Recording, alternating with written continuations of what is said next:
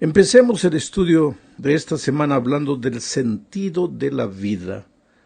¿Qué hacemos en este mundo? ¿Ya te has preguntado eso alguna vez? ¿Para qué nacimos? ¿Somos seres reales o imaginarios? ¿Somos frutos de la casualidad? ¿Por qué estamos en este mundo? Bueno, solo hay dos posibilidades, dos puntos de vista válidos, porque la verdad es que nadie puede negar la realidad de nuestra existencia, aunque los filósofos se deleiten en jugar con palabras. Tú estás allí, escuchándome. Tú sientes dolor, sufres, tienes hambre, sed, frío, calor. Tú eres un ser real. Nadie puede negar tu realidad. Entonces viene la pregunta, ¿y cómo apareciste en el mundo? ¿Por qué estás vivo? ¿Por qué estás ahí? Ahora, esto es vital, porque si eres un educador, y de cierto modo todos lo somos, los padres, los profesores, los líderes en diferentes aspectos de la vida, y todo ser humano es un educador. Por eso Pablo, escribiendo a los romanos, dice que nadie vive para sí y nadie muere para sí, porque todos ejercemos una influencia en el ambiente donde nos movemos. Somos educadores. Entonces, si somos educadores, tenemos que preguntarnos cuál es el punto de vista de Dios. Especialmente cuál es el punto de vista de Dios con relación al sentido de la vida, porque estamos en este mundo. Tenemos que tener conciencia de eso. Y leamos entonces lo que dice el Salmo 53, versículos 1 y 2. Dice el necio en su corazón: no hay Dios. Se han corrompido e hicieron abominable maldad. No hay quien haga bien. Voy a ir comentando el texto. Cuando el necio dice no hay Dios, está entrando en un terreno de oscuridad. Por eso dice el salmista, dice el necio en su corazón. El sabio jamás diría que no hay Dios. Negar la existencia de Dios y consecuentemente negar que estamos en esta vida porque Dios quiso, eso es necedad para David. Y David escribió por revelación del Espíritu Santo, inspiración del Espíritu. Entonces, lo que dice David es el punto de vista de Dios. Y Dios dice que cuando alguien niega la existencia de Dios, se vuelve un necio. ¿Y cuál es la consecuencia de esa necedad? Corromperse. Se han corrompido. Hicieron abominable maldad. No hay quien haga el bien. Dios desde los cielos miró sobre los hijos de los hombres. Esta es la otra verdad. Tú puedes vivir como quieras, tú puedes hacer lo que quieras, tú puedes decir que no existes, Dios no existe, tú puedes filosofar, racionalizar, argumentar, lo que tú quieras, pero Dios desde los cielos mira lo que estás haciendo en esta tierra. Dice, Dios desde los cielos miró sobre los hijos de los hombres, para ver si había algún entendido que buscara a Dios. Mira, mientras el necio niega a Dios, el entendido busca a Dios, el sabio, el sensato busca a Dios. Otro texto de la Biblia, Proverbios 15:3, dice, los ojos de Jehová están en todo lugar mirando a los malos y a los buenos. Quiere decir que en este mundo, para Dios, no hay varios grupos de personas, solamente dos grupos, malos y buenos. No hay más o menos buenos, más o menos malos. Solo dos, malos y buenos. Y en la Biblia eso encontramos muchas veces ese concepto. Cuando Cristo vuelva a esta tierra encontrará ovejas y cabritos. No encontrará ovejas, cabritos, jirafas, elefantes, no, solo dos grupos. Los que edifican en la roca y los que edifican en la arena. Los que temen a Dios y los que lo rechazan. Solo dos grupos. Ahora, los que lo niegan son necios. Los que lo aceptan son sabios, son entendidos. El elemento central, entonces, de la educación cristiana es aceptar la realidad de Dios, enseñar la realidad de Dios. Y no solo la realidad de Dios, sino la clase de Dios que Él es, un Dios personal, un Dios que nos ama, un Dios que se relaciona con nosotros. Es un Dios de milagros, porque al estudiar toda la Biblia tú vas a encontrar eso, que es un Dios de milagros, que muchas veces cuando Él desea, porque Él estableció las leyes, Él las respeta, pero muchas veces cuando Él desea puede inclusive romper las leyes de la naturaleza, como en el caso de la concepción virginal de Jesucristo. Ahora, el educador cristiano debe entender este primer concepto. Dios es una realidad, es un Dios personal, un Dios que ama a los seres humanos, un Dios que se relaciona a los seres humanos, un Dios de milagros. Esta enseñanza de la cosmovisión es especialmente aplicable a nuestros días porque el mundo intelectual en nuestros días en su mayoría enseña abiertamente, sin medias tintas, la cosmovisión atea y naturalista y afirma, equivocadamente claro, que la ciencia lo apoya. Y tú sabes que hay en muchos países inclusive que ya no se quiere que se enseñe creacionismo, solo evolucionismo. Esto es interesante, voy a comentar de esto un poco más adelante. Vamos ahora a la segunda parte de este comentario. Aquí comentaremos un poco la pregunta de Leibniz. ¿Quién fue este hombre? Fue un pensador, un filósofo alemán del tiempo del racionalismo. Él se hizo una pregunta interesantísima. ¿Por qué, dijo él, por qué hay algo en lugar de nada? Linda filosofía, ¿no? Juego de palabras. Los filósofos tienen la cualidad de usar las palabras, mezclar conceptos para finalmente llegar a la duda y confundir al ser humano. Pero hay pensadores, hay que respetarlos, hay que analizarlos. Entonces él hace una pregunta, pero una pregunta sincera, nacida de tanto estudio, de tanta manera, de tanto raciocinio. Y él dice, ¿por qué hay algo en lugar de nada? Ahora vamos a ver cómo la Biblia responde a esta pregunta. O sea, ¿qué es lo que Dios dice a través de su palabra? Primero, la pregunta, ¿por qué hay algo en lugar de nada? Génesis 1:1 dice, porque en el principio creó Dios los cielos y la tierra. Por eso hay algo en lugar de nada. Otro texto más, Juan 1:1-4, dice, en el principio era el Verbo, era Dios, y el Verbo era con Dios, y el Verbo era Dios. Este era en el principio con Dios. Está hablando de Jesucristo. Todas las cosas por Él fueron hechas. Sin Él nada de lo que ha sido hecho fue hecho. En Él, en Cristo, el Dios, el Verbo, estaba la vida. Y la vida era la luz de los hombres. Esto es lo que la Biblia responde. Esto es lo que la Biblia dice como respuesta a la pregunta de Leibniz. Porque él se pregunta, ¿por qué hay algo en lugar de nada? Pues porque hay un Dios creador. Porque cuando no había nada, por la palabra de Dios fueron creados los cielos y la tierra. Por eso existe. Ahora, si tú no crees en Dios, responde la pregunta. ¿Por qué hay algo en lugar de nada? Ya no sabes qué responder. Ahí tienes que jugar con las palabras. Entras para aquí, entras para allá, y ahí llegas a conceptos que solo tú entiendes. Pero la vida es simple. ¿Para qué complicarla? ¿Por qué hay algo en lugar de nada? Porque hay un Dios creador. Entonces, ¿por qué existo en este mundo? Porque hay un Dios creador que permitió que yo viniese al mundo. Usó las leyes de la naturaleza, usó las leyes de la genética. Estoy aquí en el mundo. Tengo tendencias, tengo rasgos que mi raza me dejó como herencia, mis padres. Estoy aquí en el mundo con un sentido, porque aquí viene el asunto.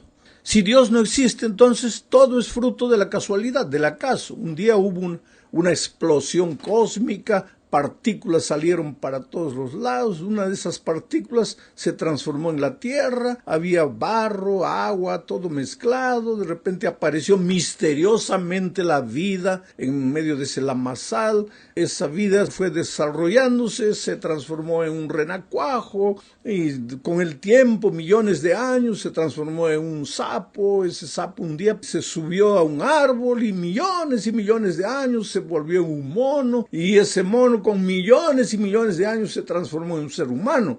Bueno, esa es una teoría interesante, interesantísima, porque yo por más que pienso no consigo entenderla. Ahora, existe otra posibilidad. ¿Por qué la vida existe? ¿Por qué yo existo? Porque hay un Dios de amor que me crió, que me trajo al mundo con un sentido, con un propósito. Ahora, yo personalmente prefiero ser fruto del amor de un Dios maravilloso que ser fruto de la casualidad. Yo soy descendiente de Adán y Eva. que descendiente de una forma invisible de vida. Quiere decir, hay que aceptar las cosas simples de la vida como Dios presenta esas verdades en su palabra. ¿Y qué dice el libro de Éxodo? El libro de Éxodo presenta la santa ley de Dios. Y en el corazón de la ley de Dios está el cuarto mandamiento, que habla no solo del sábado, sino habla del poder creador de Dios. Porque el sábado fue establecido justamente en celebración de la creación, en celebración de la maravillosa obra de Dios. ¿Y qué dice Apocalipsis? En Apocalipsis 14, 6 al 12, encontramos al ángel volando por el cielo para predicar el último mensaje al mundo, y ese mensaje tiene que ver con la creación. Vamos a ver eso un poco más adelante. Bueno, vamos ahora a la tercera parte. Aquí veremos un poco más la expresión cosmovisión bíblica. ¿Sabes? El deber del educador cristiano es entender lo que la Biblia dice al respecto de cualquier asunto. No importa la materia que tú enseñas, geografía, matemáticas, portugués, español, inglés, historia, lo que tú quieras.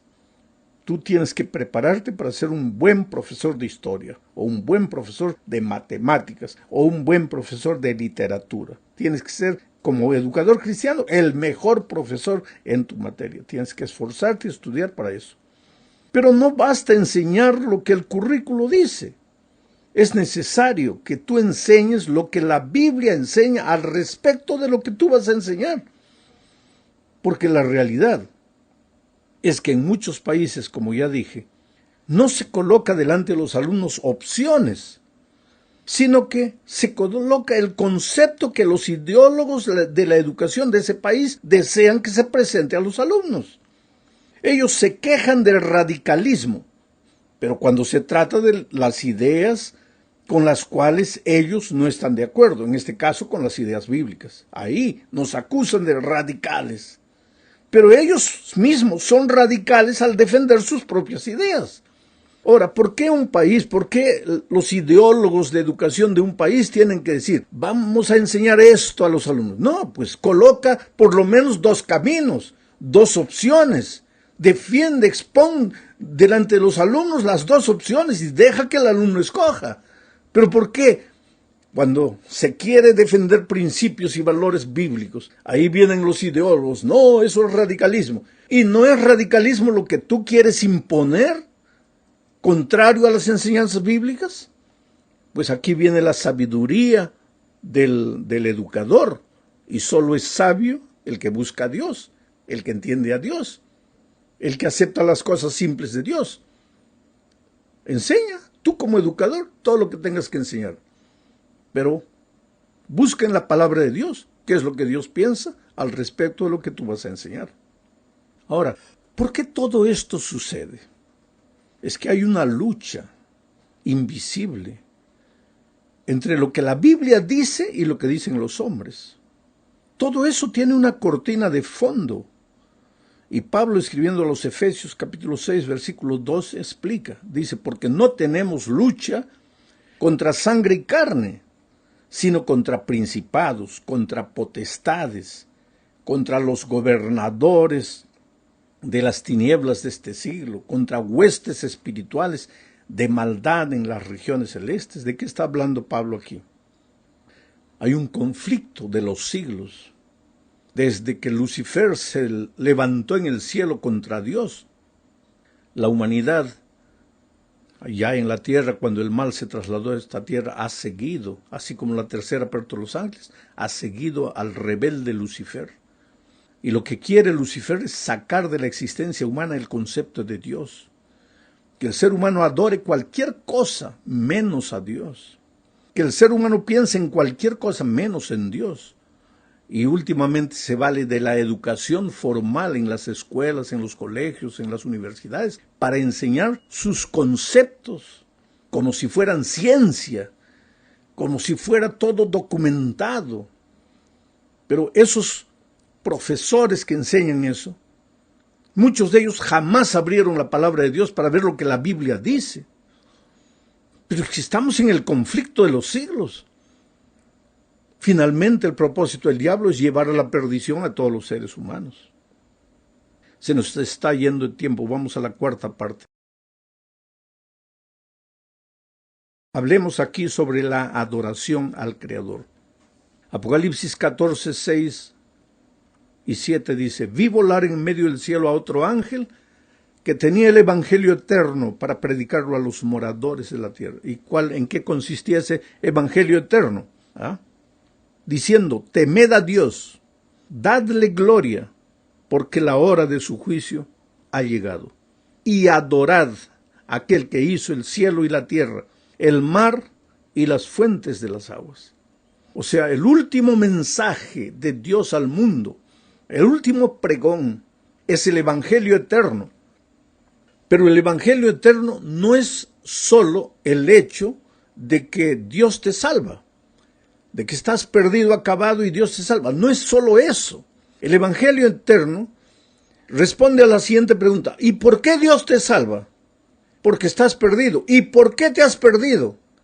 Porque fuiste creado como un ser perfecto, pero te separaste de Dios y el carácter de Dios se deformó en ti. Y entonces ahora viene el Señor Jesucristo, se hace hombre para morir en la cruz, para restaurar en el ser humano la imagen perdida de Dios, para restaurar el carácter del hombre, para restaurarlo, para salvarlo, para rescatarlo, para redimirlo. Y el evangelio eterno entonces no puede predicar solo lo que Jesús hizo en la cruz, tiene que predicar también lo que Dios hizo en la creación, junto al Padre, junto al Hijo y al Espíritu Santo. Tiene que predicar cómo el enemigo destruyó la imagen de Dios en el ser humano. Y finalmente, después de hacer entender al hombre que tiene que devolverse a Dios, entonces llevar el hombre a adorar a Dios. ¿Y todo esto por qué? Porque hay un juicio, porque la hora de su juicio ha llegado. Esto es parte del último mensaje que tiene que ser predicado al mundo. Nosotros como iglesia hemos sido llamados para predicar eso, y nuestras escuelas existen para enseñar eso, y nuestros profesores existen para enseñar eso. Bueno, querido, llegamos al fin de este estudio hablando de la ley de Dios. Primera de Juan 3, 4 dice: todo el que practica el pecado, practica también la infracción de la ley, pues el pecado es infracción de la ley. Ahora, si el pecado es infracción de la ley y la ley ya no existe, entonces ya no existe pecado, porque el pecado es la infracción de la ley. Y si no existe pecado, entonces Jesús nos va a salvar ¿de qué? Por eso, no es sabio decir que porque Cristo murió en la cruz, ya la ley llegó a su fin. Porque si la ley llegó al fin, entonces ya no existe pecado. Entonces, ¿para qué predicamos la gracia redentora de Cristo? ¿De qué nos va a salvar si no hay pecado? Si ya en la cruz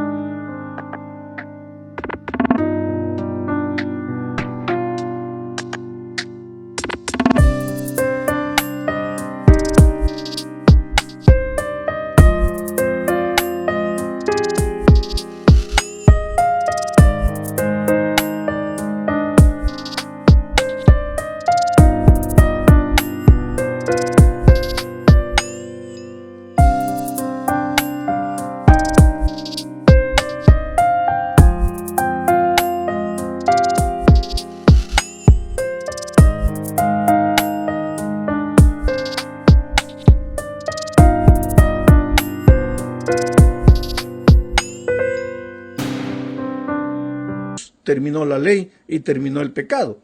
Entonces, todo el evangelio pierde sentido. Por lo tanto, la ley debe ser enseñada, los principios, los valores de la ley deben ser enseñados. ¿De qué manera? Como un cerco protector de la vida del alumno, como un conducto de amor, un camino de amor que Dios establece para el ser humano. A mí me gusta, oye, yo soy un apasionado de la manera como Dios establece las cosas, porque Él no es radical, por mucho que hay gente que acusa, no, que la Biblia es radical, que Dios es radical. No, Dios dice, mira aquí los caminos que coloco delante de ti. A los cielos y a la tierra llamo por testigos, para que vean que hoy día estoy colocando delante de ti la vida y la muerte.